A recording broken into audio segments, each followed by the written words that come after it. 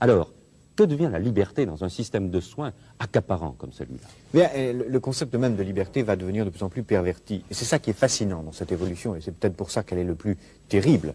C'est qu'elle va récupérer tous les concepts, y compris celui de liberté. Je dirais même y compris les idées d'Illich dont vous parliez tout à l'heure. Parce que qu'est-ce que c'est cette société de machines qui nous apprend à nous surveiller nous-mêmes? C'est une société qui dit, soyez libre, débarrassez-vous du médecin, soignez-vous vous-même, sortez de l'hôpital, ce que dit Illich. Et autrement dit, elle va, sous prétexte de liberté, sous prétexte d'autonomie, créer les conditions de l'aliénation la plus formidable, qui est en quelque sorte l'aliénation par soi-même, volontaire, à une norme imposée de l'extérieur. On nous dira, il ne faut pas fumer, pas conduire, pas boire, mais aussi pas avoir tel gène dans sa structure héréditaire. Si vous l'avez, vous êtes extérieur à la norme, faites tout ce que vous pouvez pour vous en débarrasser. Et autrement dit, on fera que ce qui est la forme absolue de la dictature, que chacun d'entre nous ait librement, entre guillemets, envie d'être conforme à la norme. Que chacun d'entre nous ait librement, entre guillemets, envie de se comporter comme un esclave.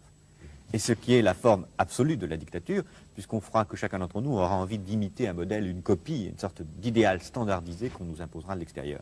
Et ce qui est fascinant, c'est que c'est à travers la médecine, à travers le bien et le mal, à travers le rapport à la mort, que cette nouvelle forme de société totalitaire est en train de s'installer.